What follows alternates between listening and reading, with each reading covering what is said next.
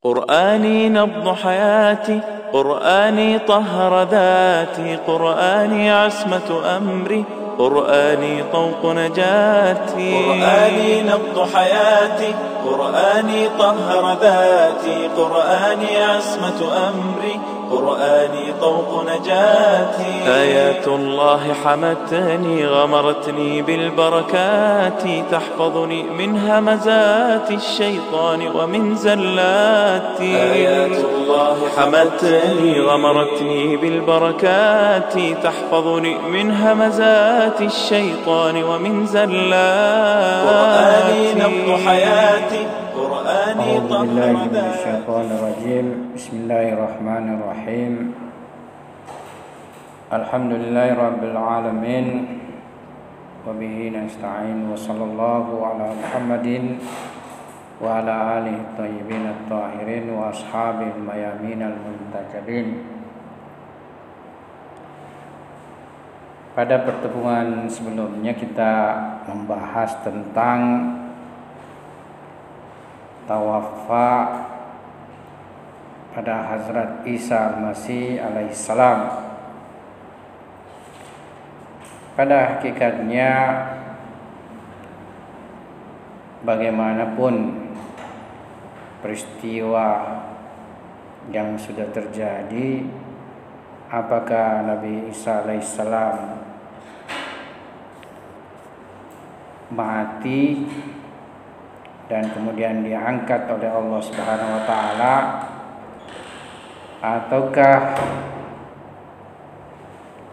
tidak pernah mengalami kematian dan diangkat oleh Allah Subhanahu wa taala. Yang jelas keyakinan umat Islam hingga hari ini bahwasanya beliau akan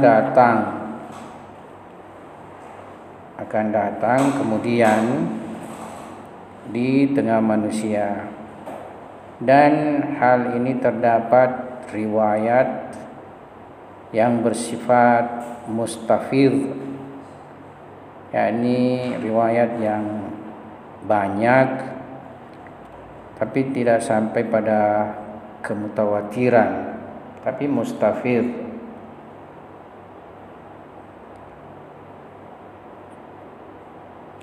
Ada pembahasan yang sifatnya sedikit lebih detail, tapi kita lewatkan saja.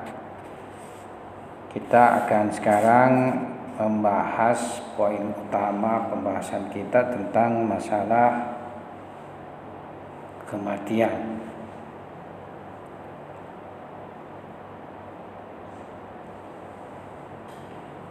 Dalam perspektif ajaran Islam dan Qur'ani, tidak ada seorang pun yang mengetahui di mana ia akan meninggal,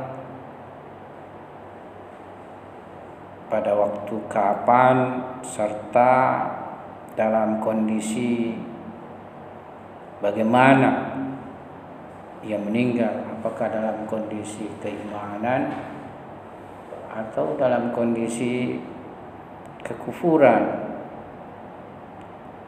apakah ia mati husnul khatimah ataukah su'ul khatimah. Oleh karena itu sangat dianjurkan bahwa seseorang itu senantiasa bermohon untuk mati di dalam kondisi Islam, bermohon supaya mati di dalam kondisi keimanan, sehingga ia mati selamat dalam agamanya. Karena Tuhan berfirman, fala tamutunna illa wa antum muslimun, maka janganlah kalian mati kecuali kalian muslimun, orang-orang dalam keadaan berserah diri pada Allah Subhanahu wa taala. Nabi Ibrahim dan Nabi Yakub alaihimassalam terhadap anak keturunan mereka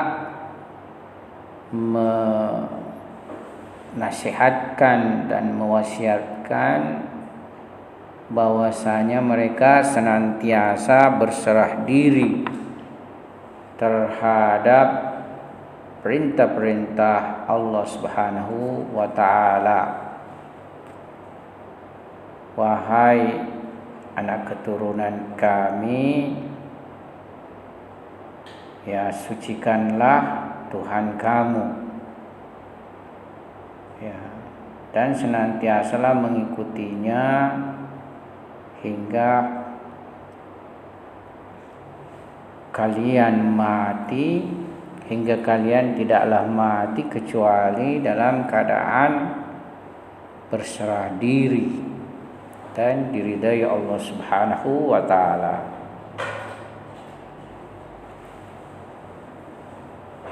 Salah satu hikmah ilahi bahwasanya manusia tidak mengetahui, tidak mendapatkan informasi tentang kondisi zaman dan tempat di mana ia mati, karena itu tidak bermanfaat dunia dan akhiratnya.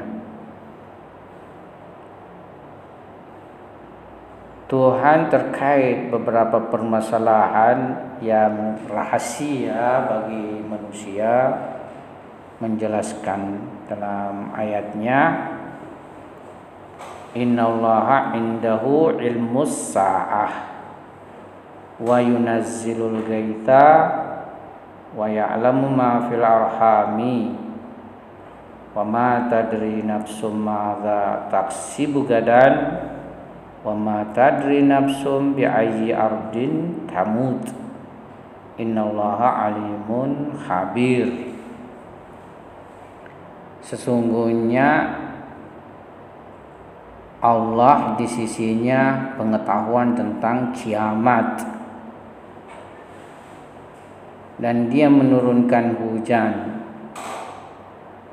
dan mengetahui apa yang di dalam rahim, dan tiadalah mengetahui nafs seseorang apa yang ia akan kerjakan esok harinya, dan tiada mengetahui diri di mana bumi akan mati. Sesungguhnya Allah Maha mengetahui, Maha mempunyai berita. Jadi pengetahuan terhadap kiamat itu adalah pengetahuan yang berada di sisi Tuhan. Tentu perkara ini yang dimaksudkan adalah pengetahuan sampai tingkat detail, yakni pengetahuan yang sedemikian detail.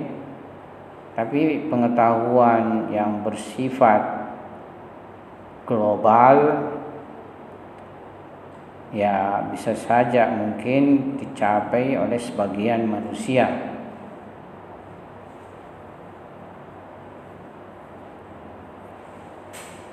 Berasaskan sebagian riwayat secara detail perkara tersebut dan secara zat seseorang tidak akan mengetahui kecuali istilahnya pengetahuan itu ada pada Allah Subhanahu wa taala. Tapi ini tidak bertentangan bahwa sebahagian manusia akan mengetahui secara global perkara-perkara tersebut, khususnya misalnya mereka yang mendapatkan pengetahuan dari khazina ilmu ilahi, seperti Nabi dan para a'immah alaihimussalam ya, di mana mereka ini mendapatkan pengetahuan dari perbendaharaan atau hazina ilahi. Wa ruwiya an a'immatil huda anna hadhil asyal khamsa la ya'lamuha 'ala tafsil wa tahqiq ghairu ta'ala. Jadi diriwayatkan dari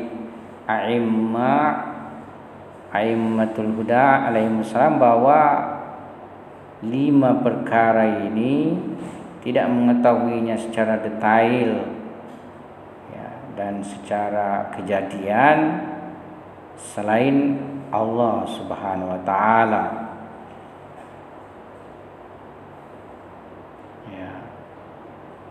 Jadi tidak bertentangan sebenarnya dengan adanya pengetahuan bersifat global, tapi detailnya peristiwa ya itu hanya pada Allah Subhanahu wa taala.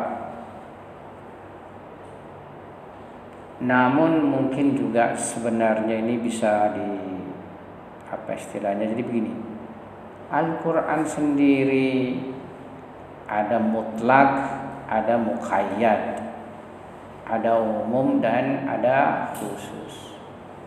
Jadi ayat-ayat suci Al-Quran ini kadang ya ia dalam bentuk mutlak, akan tetapi penjelasan berikutnya mempunyai kait, ya.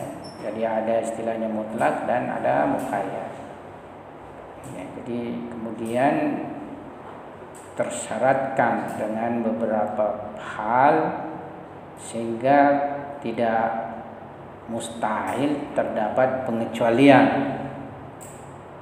ya. Atau umum, jadi dia umum. Nah, nanti diikuti penjelasan baik itu dari ayat suci Al-Quran ataukah dari riwayat menjelaskan perkara khusus, ya. Jadi ada kadang umum tapi tetap terdapat kekhususan, demikian pula mutlak terdapat keberkaitan, kebersyaratan, ya. Makanya tentang berbagai perkara yang dinisbahkan kepada Tuhan kadang juga terdapat pada makhluknya. Misalnya tentang wafat yang sudah kita bahas sebelumnya, ya, ayat menjelaskan bahwa Tuhan yang mewafatkan. Tapi ini tidak bertentangan ketika misalnya dijelaskan juga bahwa malaikat pencabut nyawa mewafatkan. Dalam hal ini perkara yang gaib di mana ilmunya ada pada Tuhan, ya, pada sisi tertentu bisa saja terdapat kait atau kekhususan. Nah, sebagaimana Allah Subhanahu wa taala juga berfirman, seseorang tidak akan mengetahui ilmu gaib kecuali seseorang yang Tuhan ridai. Kecuali seseorang yang Tuhan ridhoi mengetahuinya. Jadi tidak ada seorang yang mengetahui ilmu gaib kecuali orang yang Tuhan ridho terhadapnya mengetahuinya. Fala yuzhiru ala ghaibihi ahadan. Ya, jadi tidak ia tampakkan perkara gaibnya kepada seseorang pun kecuali, jadi ada kecualinya, manirtada min rasulin, kecuali orang yang ia ridhoi dari Rasul, ya.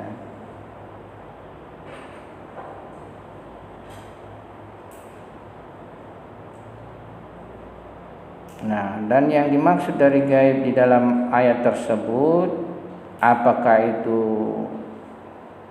bermakna jins atau mutlak atau khusus peristiwa ma'ad, di mana alur ayat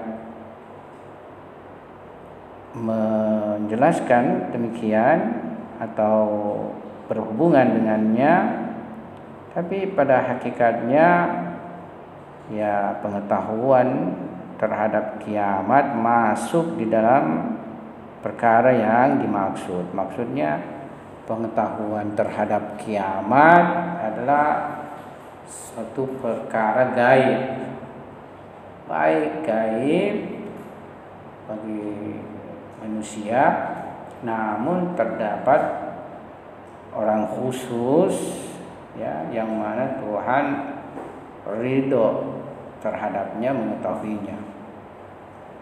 Dan biasanya mereka juga yang mengetahui terhadap permasalahan gaib itu tidak akan memberitakan kepada manusia kecuali perkara-perkara berhubungan dengan alamat dan tandanya, ya.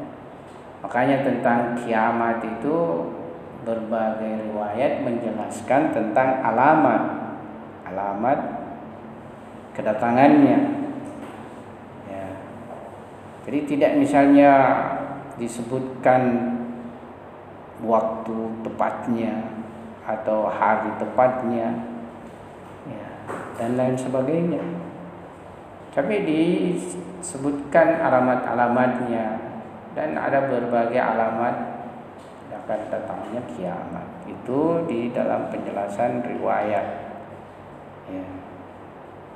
Salah satu keyakinan, ya, para pecinta ahlul bait, ya, dan kaum muslimin. Jadi tidak kiamat kecuali datang Imam Mahdi Jalallahu Ta'ala Farajahu Syarif. Dan ada juga misalnya tentang Dajjal, tentang Ya'juj Ma'juj, ya, dan berbagai hal lainnya.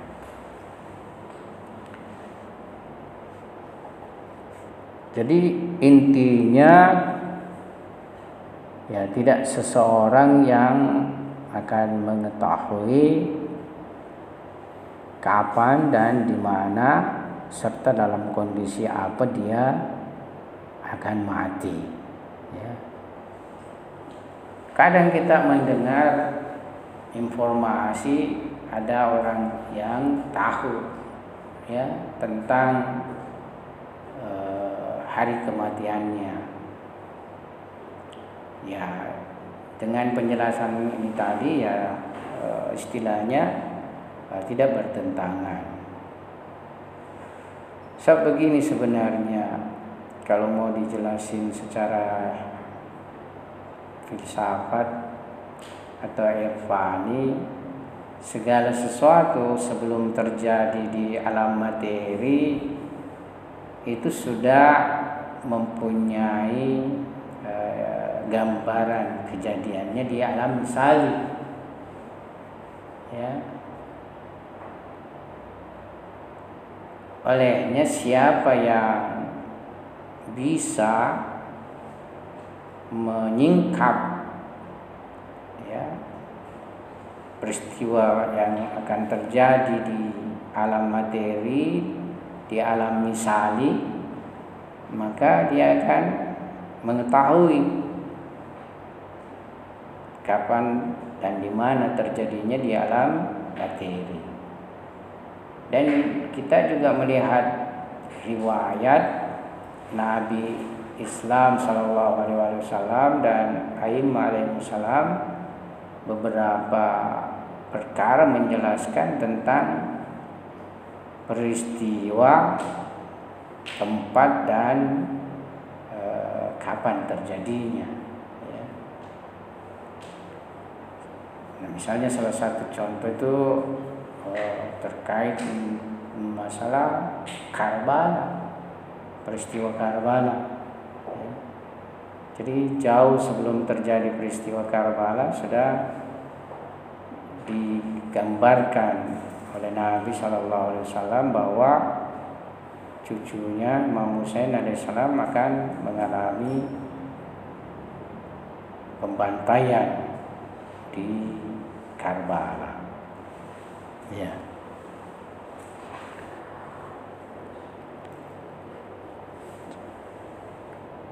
Permasalahan yang lainnya yaitu bahwa manusia setelah mengalami kematian dia akan bertemu Tuhan.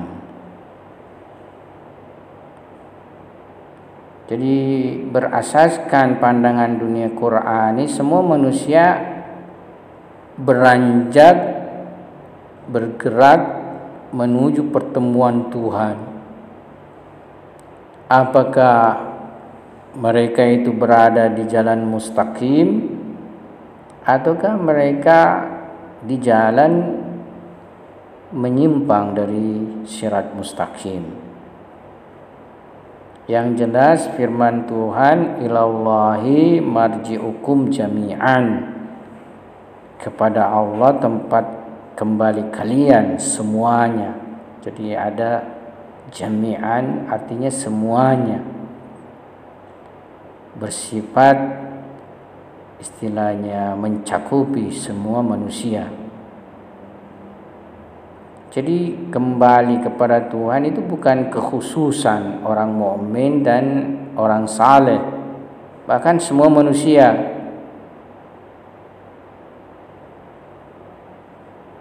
Juga dengan firman Tuhan, ya ayyuhal insan. Jadi di sini yang dipanggil adalah insan, manusia, mencakupi semua manusia. Ya ayyuhal insan, innaka kadihun ila rabbika kadahan famulaki. Sesungguhnya kamu bersusah payah menuju Tuhanmu, kepada Tuhanmu. Famulaki, maka akan menemuinya, maka akan berjumpa dengannya.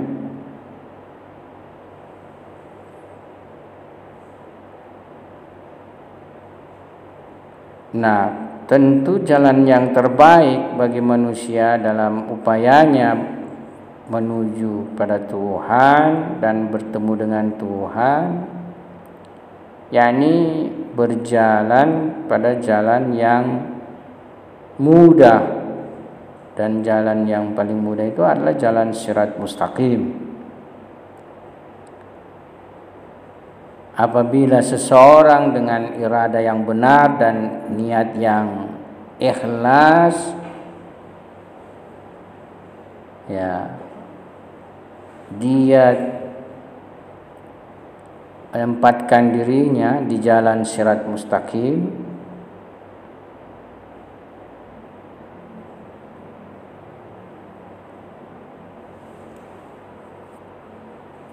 ya, dia akan dengan mudah akan sampai kepada Allah Subhanahu wa taala, akan menjumpai Tuhan dengan rahmatnya. Tapi kalau seseorang jauh daripada irada yang benar dan niat yang ikhlas serta tidak menempatkan dirinya pada sirat mustaqim, dia pun akan, ya, istilahnya sampai dengan susah payah kepada Tuhan. Bahkan boleh jadi dia digiring dengan rantai untuk bertemu Tuhan. Khudhuhu fagulluhu. Ya. Oleh sebab itu perbedaan antara orang-orang baik dan orang-orang buruk adalah pada keyakinan kepada niat, kepada pengamalan, ya, dan pemilihan jalan. Kalau ia memilih jalan sirat mustaqim, maka ia dengan jiwa yang salim akan berjalan dan sampai lebih cepat, lebih baik, dan berada pada barisan terdepan, serta akan menyaksikan jamal, keindahan, ya. Innal muttaqina fi jannatin wa nahar fi maq'adi sidqin inda malikim muqtadir.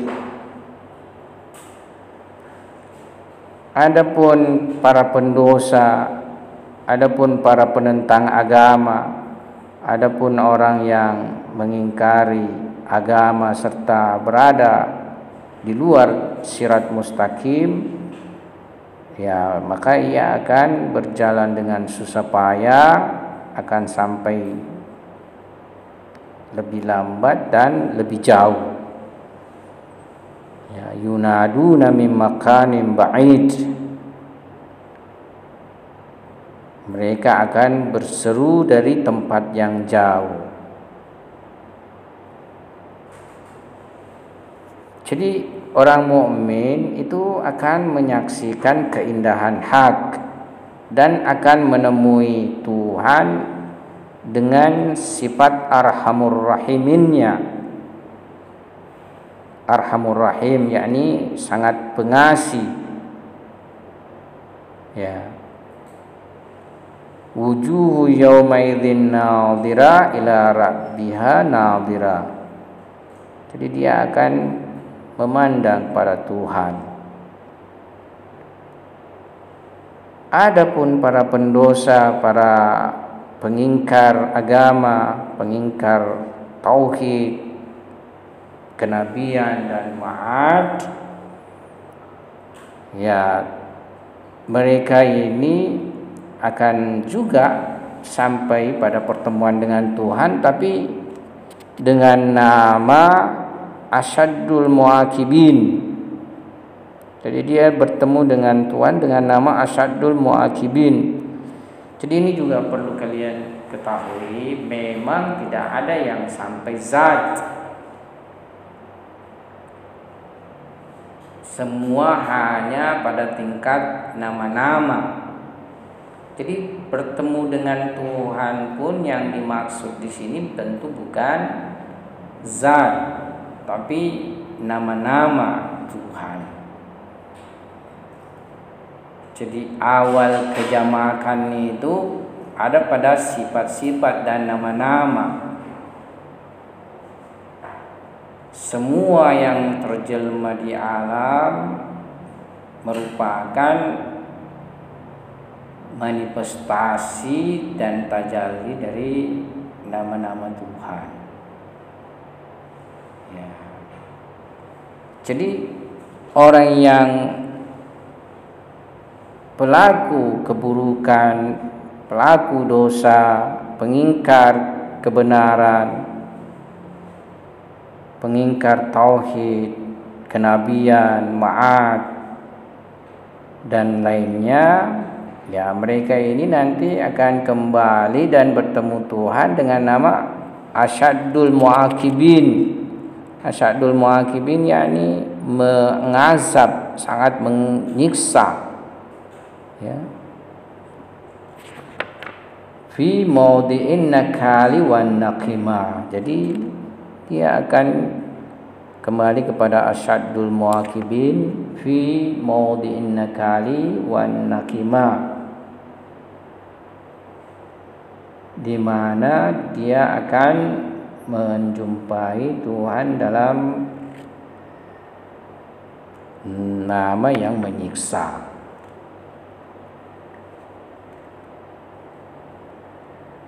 Dan mereka ini sebagai orang-orang yang mujrim, yakni yang layak mendapatkan pembalasan. Mujrim yakni orang yang terpidana, orang yang karena melakukan kesalahan, kejahatan, itu disebut mujrim.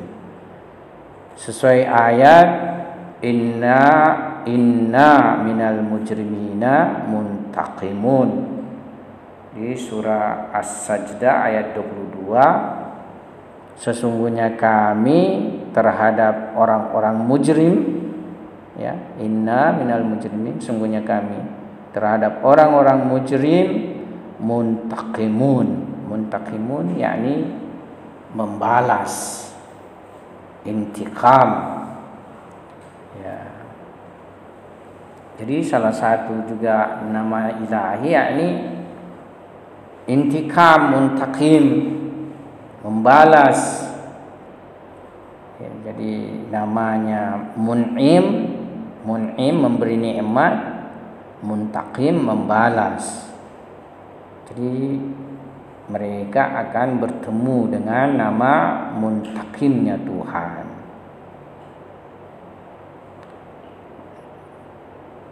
Serta mereka akan merasakan derita jahanam dengan seluruh dirinya, seluruh eksistensinya, dan mendapati jalal haq subhanahu wa ta'ala, bukan jamalnya. Jadi ada jalal, ada jamal, ya, jamal keindahan, jalal keagungan.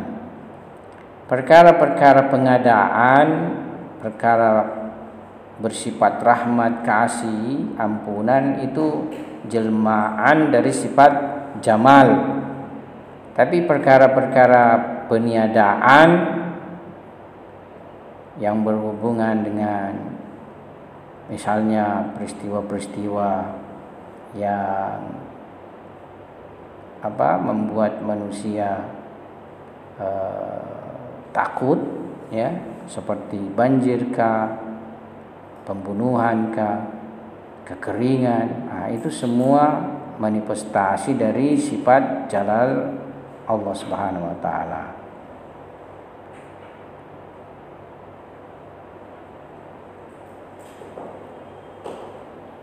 Karena itulah mereka ini buta dan tidak menyaksikan keindahan Tuhan. Mereka terhijab keindahan Tuhan. Innahum an rabbihim yawmaidzil lamahjubun. Jadi sesungguhnya mereka pada hari kiamat nanti akan terhijab dari Tuhan mereka. Jadi mereka tidak menyaksikan keindahan Tuhan, keindahan nama-nama Tuhan. Jadi bukan nama-nama jamalnya Tuhan yang mereka temui, tapi nama-nama jalalnya Tuhan, yakni kemurkaannya Tuhan, ya, asyadul mu'akibinnya Tuhan, muntaqimnya Tuhan. Ya, itulah yang akan mereka jumpai pada pertemuan dengan Allah Subhanahu wa taala. Berdasarkan inilah maka Al-Qur'an, ya, memberikan pengajaran dan nasihat bahwa setiap orang yang menjadi pejalan menuju Tuhan, ya, mestilah ia melihat, ya, apa yang ia sediakan untuk hari esoknya.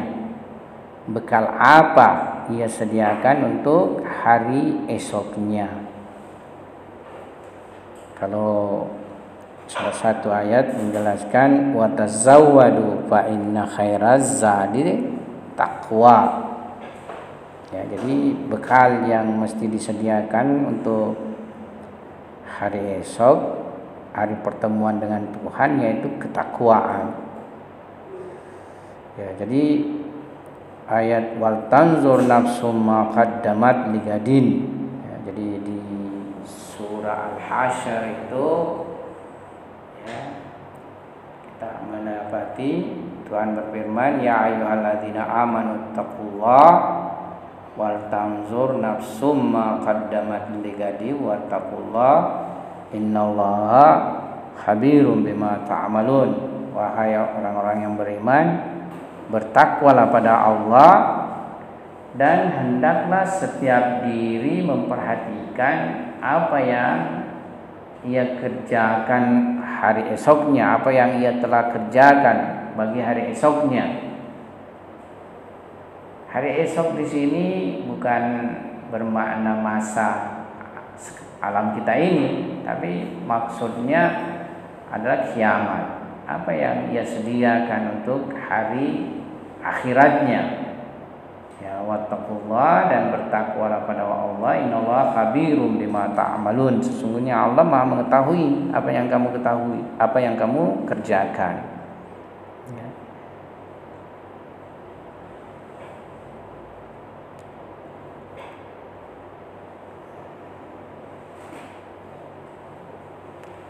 Olehnya setiap manusia mesti berpikir terhadap dirinya, ya,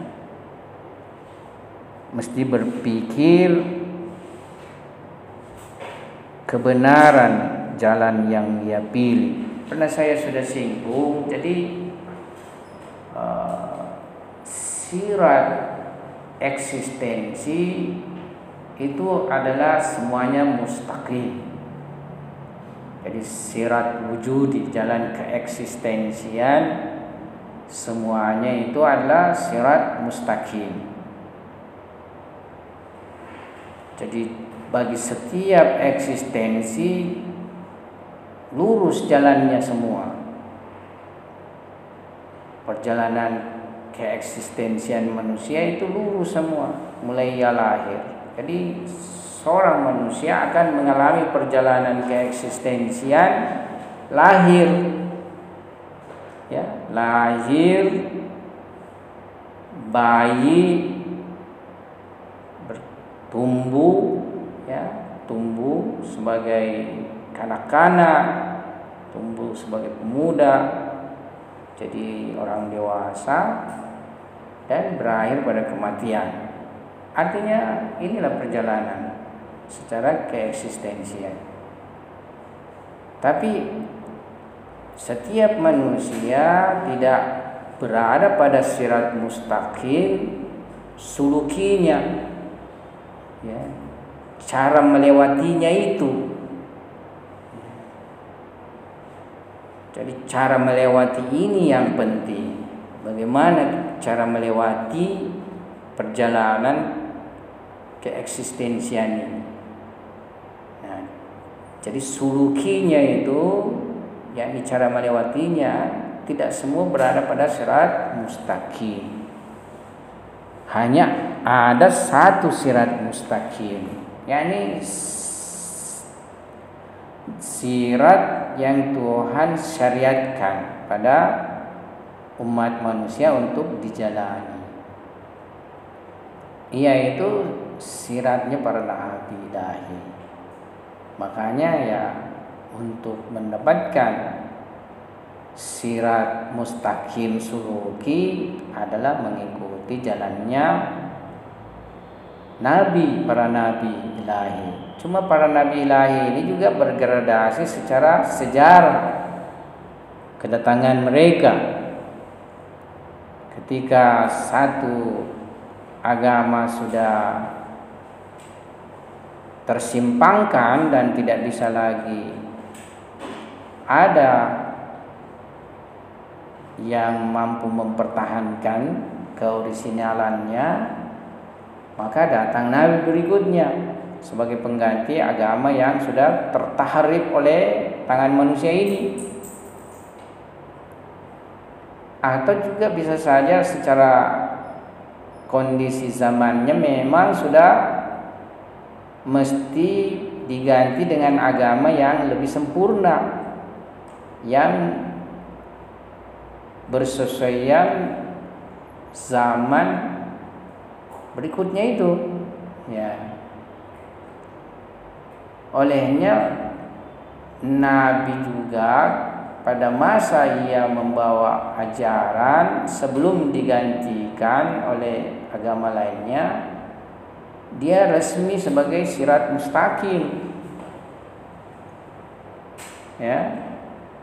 Tapi kalau sudah dia diganti, apapun faktor dan sebab diganti, dia sudah tidak berada pada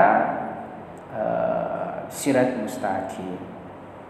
Yang jadi sirat mustaqim adalah agama yang datang menggantikannya. Kan sesuatu itu diganti bukan tanpa alasan. Secara sederhana misalnya, kenapa kamu ganti HP-mu? Ya, kalau saya tanya, kenapa kamu ganti HP? Boleh jadi satu, karena rusak. Ya. Yang kedua, tidak bisa nih mewadahi kebutuhan kamu di dalam aktivitas.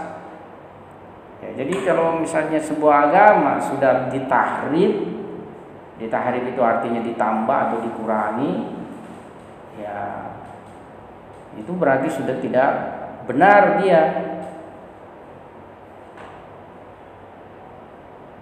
Ataukah dia juga sudah tidak bisa mewadahi kebutuhan kehidupan zaman manusia, makanya harus diganti. Seperti itu.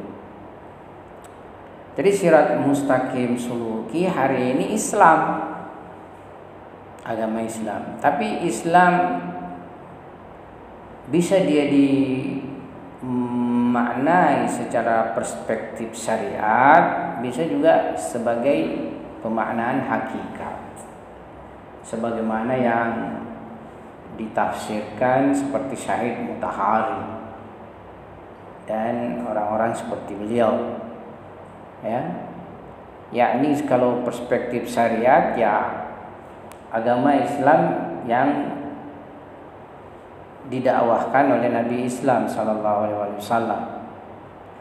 Tapi kalau secara pemaknaan hakikat, Islam adalah berserah diri kepada Tuhan, berserah diri kepada kebenaran. Makanya dalam tafsiran ini, siapapun orang yang di dalam dirinya, di dalam kalbunya berserah diri pada kebenaran, itu dia bisa disebut sebagai Muslim, orang yang berserah diri. Meskipun boleh jadi dia secara syariat tidak berada pada syariat Islam,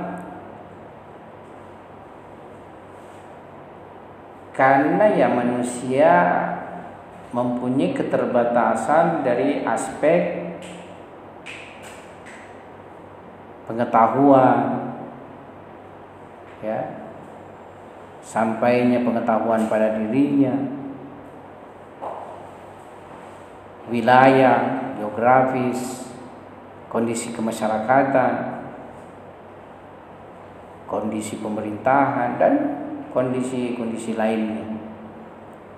Ya, misalnya ada seseorang yang bukan Muslim, hidup di sebuah komunitas masyarakat beragama A misalnya, dan di masyarakat tersebut tidak pernah ada datang orang membawa Islam, memperkenalkan Islam, ya, dan dia hidup dalam suatu masyarakat sosial, budaya, politik yang berkenaan dengan agama A tersebut, sehingga tidak mempunyai lagi sedikit pun kemampuan untuk keluar dari, ya, apa istilahnya, atmosfer ini. Cuma dia adalah orang yang istilahnya terhadap kebenaran berserah diri. Artinya sekiranya Islam sampai padanya dan penyampainya itu seseorang memang istilahnya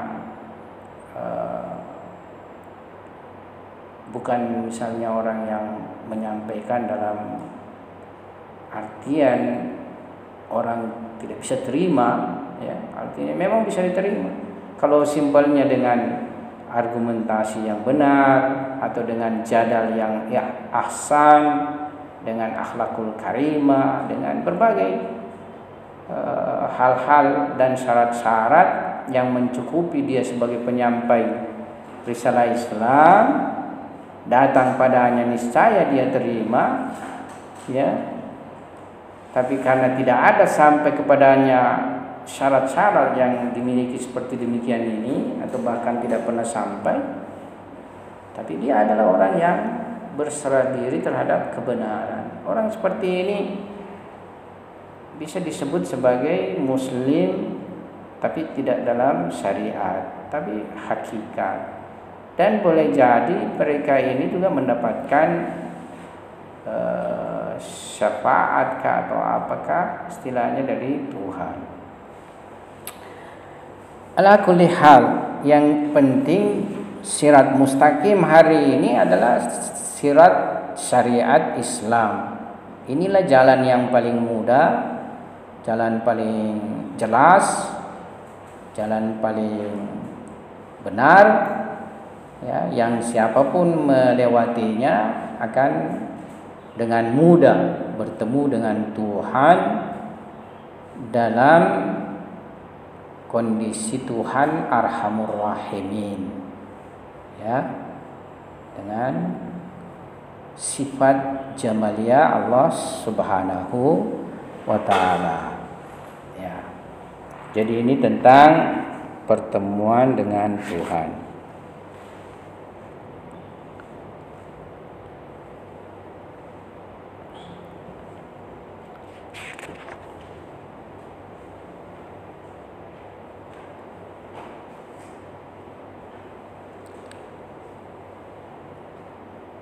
Nah, kalau dari sudut tinjauan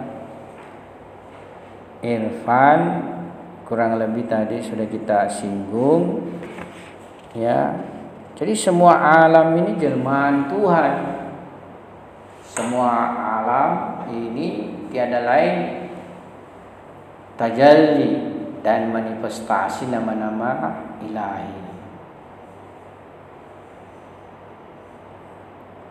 Setiap nama Tuhan itu menginginkan mazhar. Jadi harus ada mazharnya. Ada misalnya nama Tuhan Al-Ghaffar, Maha mengampuni. Ada nama Tuhan At-Tawwab, Maha menerima taubat. Jadi ada juga yang nakal, kalau begitu pastinya ada orang berdosa. Karena kalau tidak ada orang berdosa, tidak bekerja ki nama Al-Ghaffarnya Tuhan, tidak bekerja ki nama At-Tawwabnya Tuhan, ya.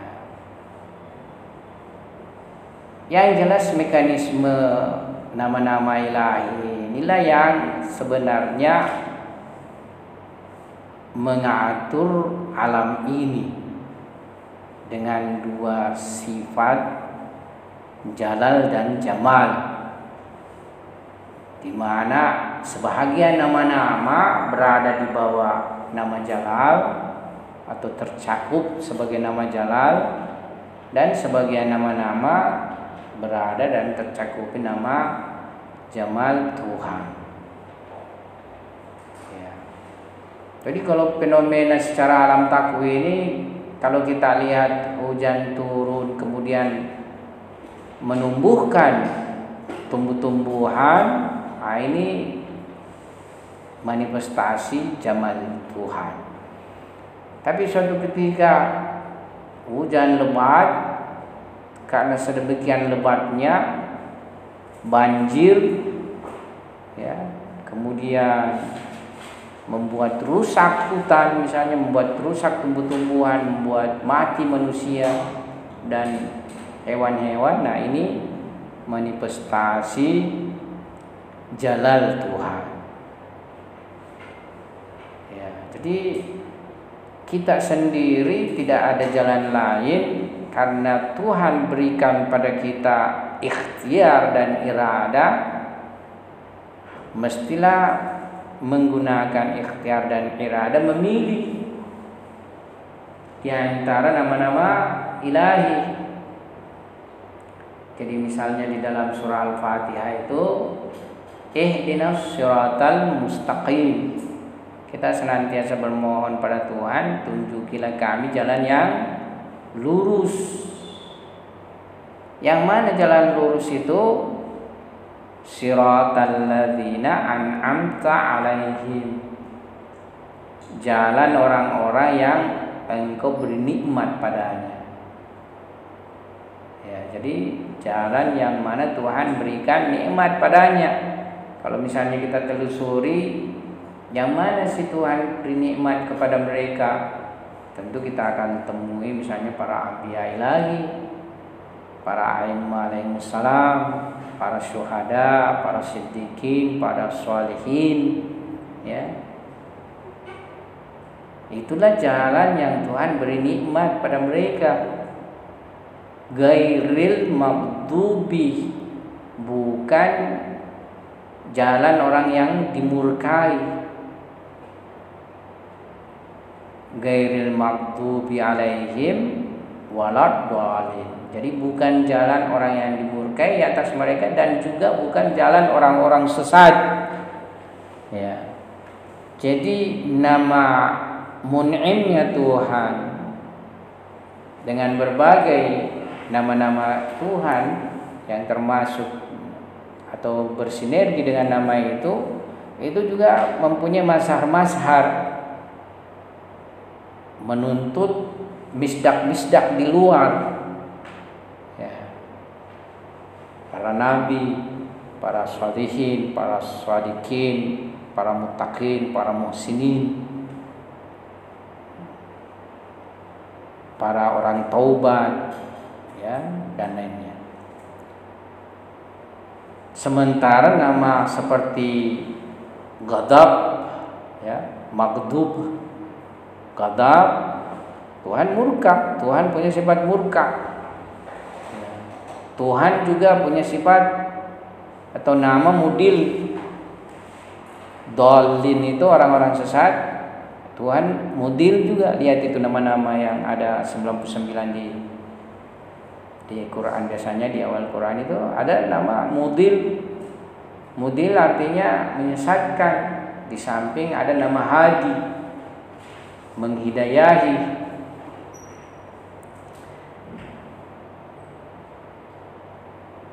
Saya ada terdapat beberapa ayat itu kita sebenarnya juga termasuk orang kafir, ya.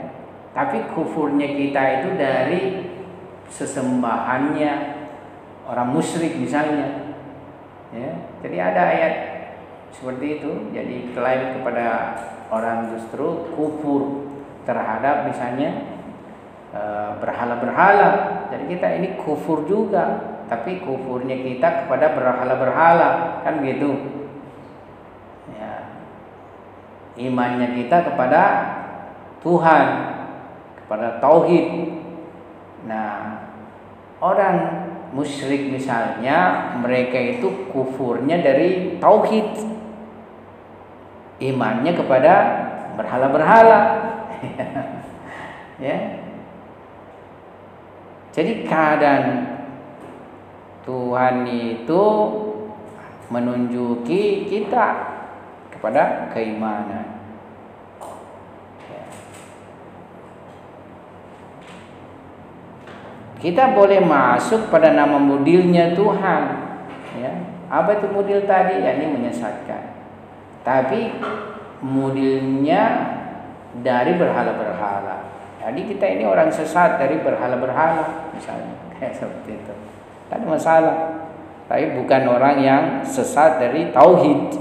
Nah, itu yang bermasalah dan batil kalau kita sesat dari tauhid. Kalau kita sesat dari berhala, kita sesat misalnya dari ateis, ya. Kita ini orang sesat dari ateis. Kita ini sesat dari Kristen.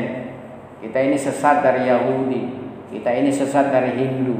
Kita ini sesat dari Buddha. Kita ini sesat apa saja, ya, yang bukan menjadi keimanan kita sesat di situ.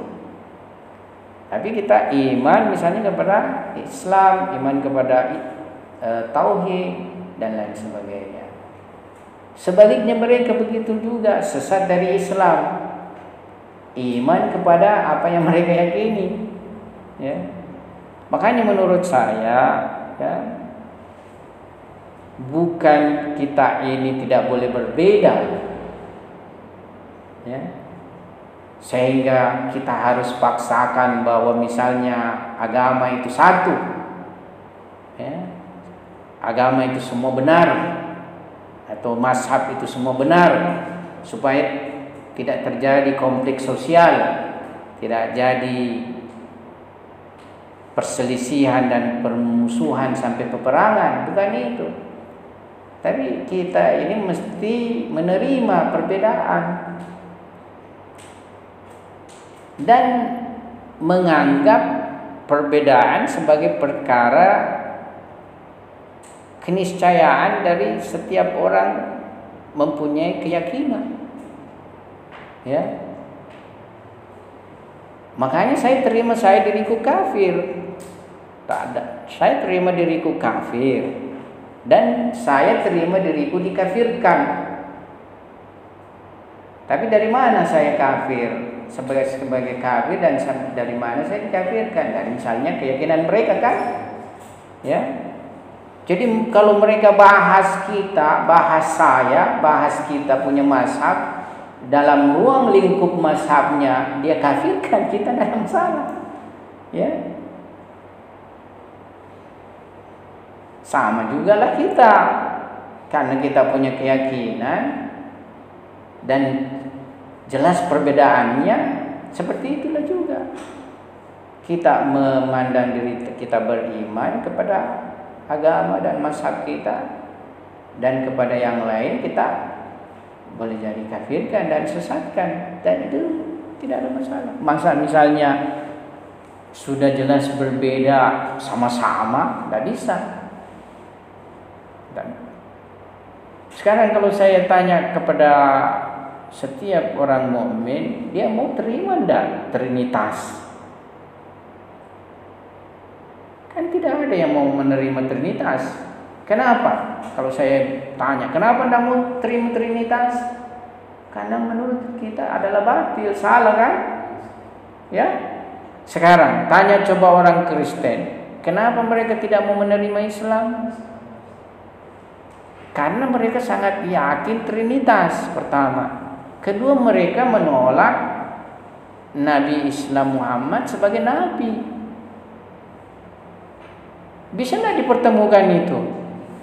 Tidak bisa kan?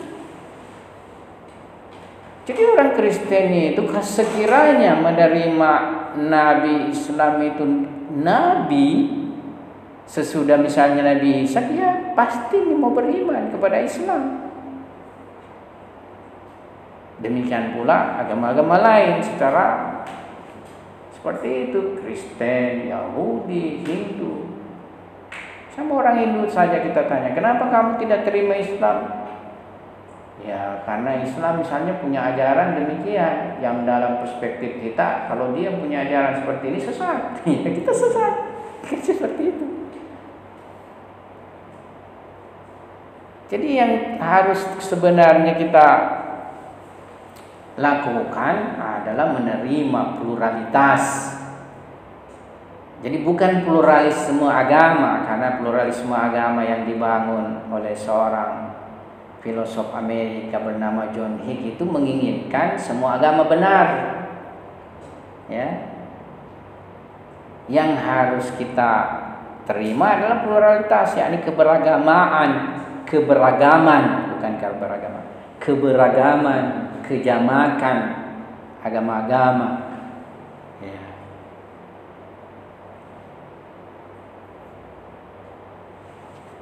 Dengan kita memiliki hati yang lapang, ya, itu sebenarnya tidak memunculkan permasalahan. Nanti kita misalnya bilang, oke lah, sebagaimana misalnya surah Al-Kafirun kan, Tuhan mengatakan lakum dinukum waliyadin, ya, lakum dinukum waliyadin. Apa lagi? Qul ya ayyuhal kafirun la a'budu ma ta'budun. Kan itu jelas. wala antum abiduna ma a'bud wala ana abidum ma abattum wala antum abiduna ma a'bud lakum dinukum waliyadin. Ya, bagimu agamamu dan bagiku agamaku, waliyadin, kan begitu. Ya. Sudah, seperti itulah kita semua dalam keberagaman, bagimu agamamu, bagiku agamaku. Ya.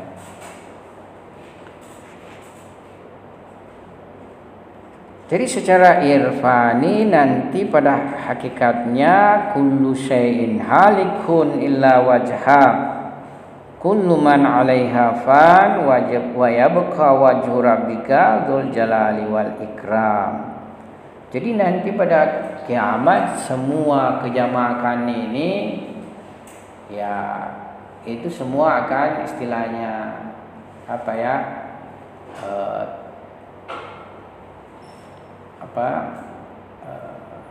Tersibar di mana pada hakikatnya muncul daripada hakikat yang tunggal. Ya. Cuma memang tadi harus kita pahami ini dalam ruang lingkup nama-nama tadi itu, ya. Jadi kalau kita misalnya berada di kehidupan dunia ini berada di bawah mazharnya nama Al-Hadinya Tuhan, yakni mengikut petunjuk dan hidayahnya, ya itu nanti tidak akan kembali kepada nama Al-Muntakimnya Tuhan, membalasnya Tuhan, tapi dia akan kembali kepada nama Rahmannya Tuhan, akan masuk kepada Arhamur Rahiminnya Tuhan. Tapi kalau kita ini memilih nama mudilnya Tuhan, menyesatkannya Tuhan, kita mengikuti Fir'aun, Namrud, Abu Lahab, Abu Jahal, serta abu-abu lainnya, misalnya, ya asalkan jangan Abu Gosok. Nah, boleh jadi ya, nah, artinya kita nanti berada di bawah nama asadul muakibinnya Tuhan, ya berada pada sifat itu. Kita akan mendapatkan asapnya Tuhan. Kita berada di bawah membalasnya Tuhan, bukan lagi rahmannya Tuhan, tapi muntakimnya Tuhan atau murkanya Tuhan, ya ghadabnya Tuhan. Jadi ada yang berada dalam rahmat. Meskipun kan sebenarnya itu di dalam beberapa ayat, bahkan ayat suci Al-Quran juga, misalnya rahmatnya Tuhan itu lebih mendahului daripada murkanya. Sabakat rahmatuhu gadaba. Jadi rahmatnya itu sebenarnya mendahului daripada kemurkaannya, ya. Atau misalnya di doa apalagi itu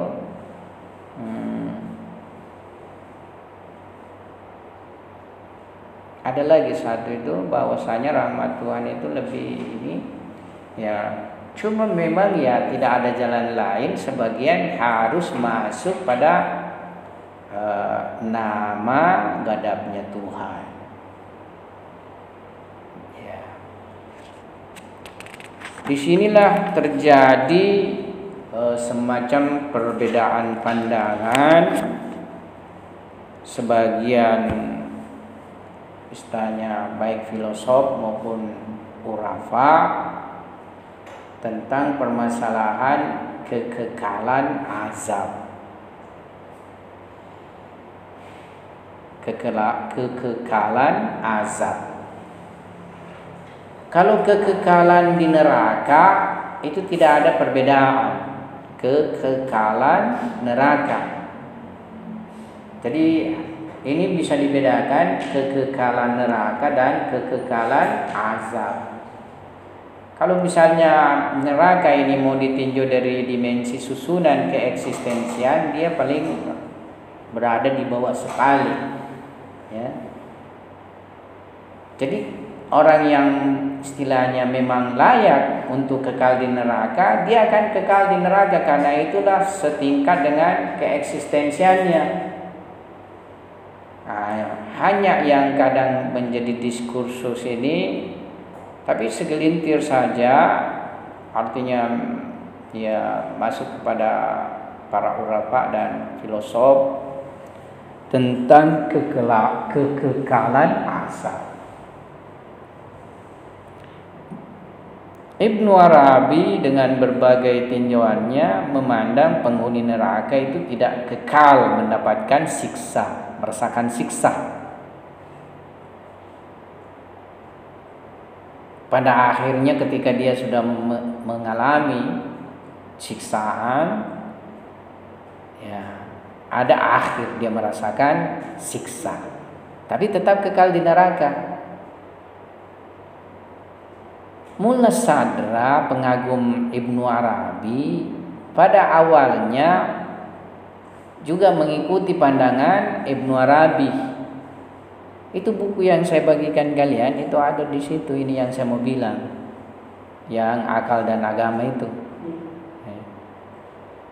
Nah, Mullah Sadra pada awalnya mengikuti Ibnu Arabi. Tapi menurut beliau sendiri, kemudian dia mendapatkan mukasyafah, tetap mendapatkan azab atau merasakan azab penghuni neraka selama-lamanya.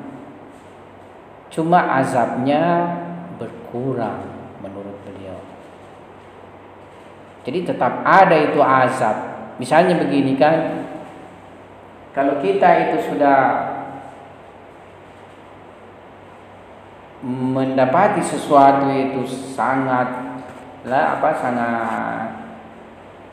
ini istilahnya sangat ini, sebenarnya sakitnya itu tidak berkurang, tapi kita yang telah tersesuaikan dengannya sehingga seperti tidak ada lagi rasanya, tapi sebenarnya ada, ya, seperti itu. Misalnya kita ini kalau lewat di pembuangan sampah itu di Antang, pernah lewat situ? Itu menyiksa kita kan dengan baunya, ya, toh, menyiksa kita dengan baunya sampai kita tutup hidung misalnya.